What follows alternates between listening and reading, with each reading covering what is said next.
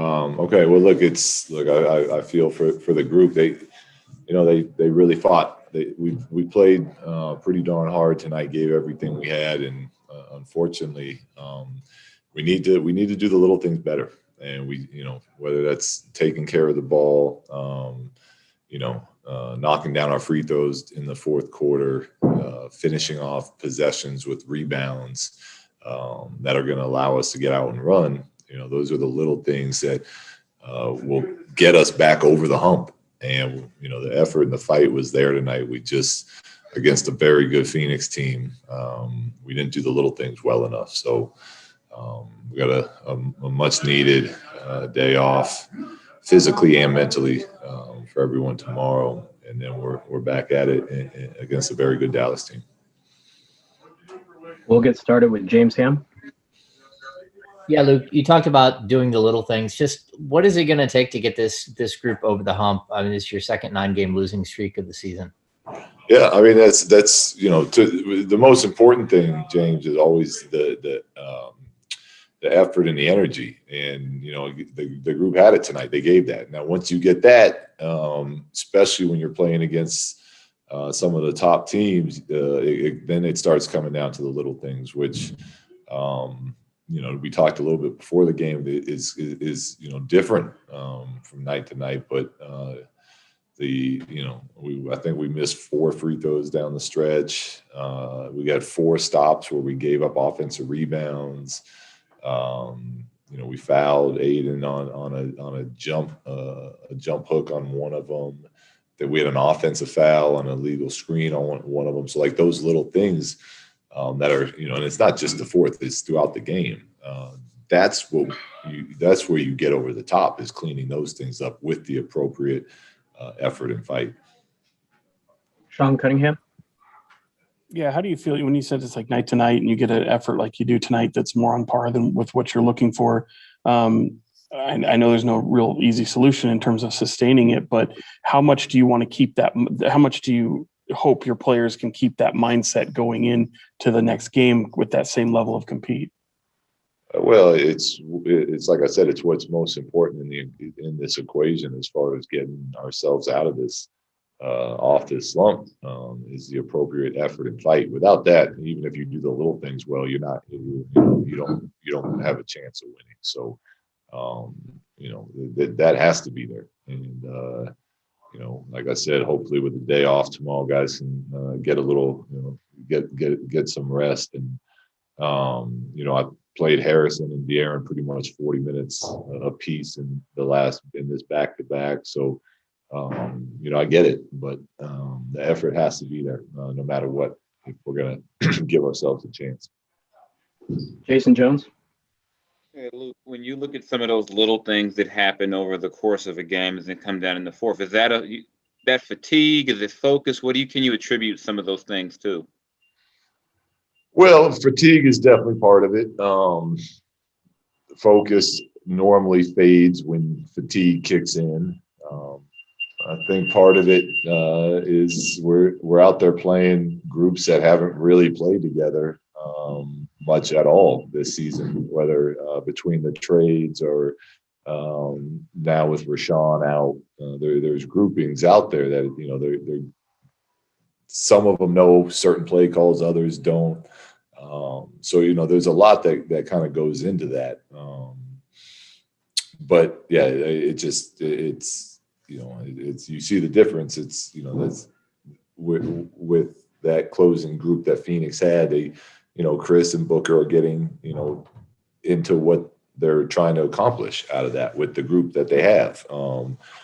This is for the most part new lineups for us most of the game out there, which causes some of it. Tony Harvey. On that point, I do have a couple of questions, but I'm going to start here, Coach Walton. DeLon Wright, he's definitely giving his all. He's showing leadership, and I know you see that.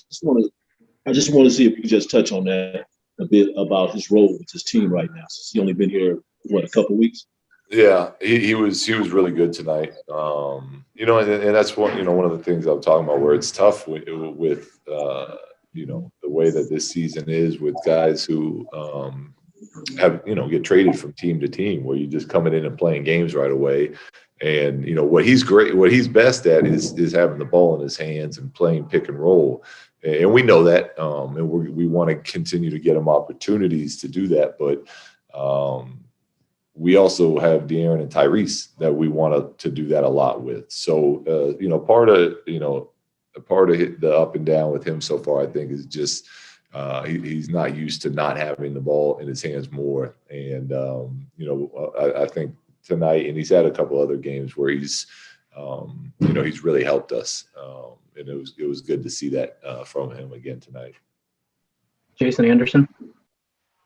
Luke, you might have alluded to this now, but the bench contributions are kind of up and down. Do you think that's all just attributable to some of these things you're talking about? Yeah, I do. I think the guys we brought in are really good players, and in normal circumstances, it would be more steady than what we've seen. And that's not to put any fault on them. That's part of I do I have really leaned on our starters with pretty heavy minutes, so that there's not a ton of consistent big minute games for those guys.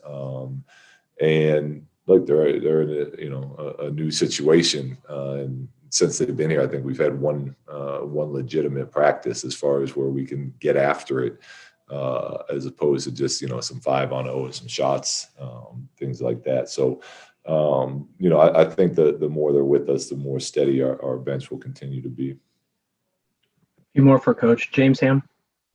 Yeah, Luke, again, not to get you fined or anything, but the foul on Fox where it was clearly a flagrant foul. How did the officials not go back and look at that? You're talking about the one they didn't even call a foul on, right? Yeah, he didn't even call a foul, and I had to call a timeout. I mean, they said they missed it. I mean, I don't have an answer for you other than that. So I saw it. I wasn't very close to it. I saw it. But yeah, so I don't know. I don't know how that one gets missed. All right, last question for Coach Tony Harvey. Yes, Coach Walton, on that note, because I wanted to ask you this earlier, because at one point, when the winning streak was intact, Fox was like, he had 101 attempts and he made like 80 of them. Now that's kind of shifted. Not to say, you could read a crystal ball or anything, but now it seemed like it's going in the backward direction. Is it just, well, you have different officials every night, but doesn't that seem like there's kind of like a problem? I mean, because at one point when he's dropped to the basket, he was getting to the line. Now all of a sudden, it doesn't even seem like they acknowledge, what's going on here. Particularly that one when he got hit on the head, I believe by Jay Crowder or some one point. I mean, it was clear that the official was right there. Yeah. I don't. I think as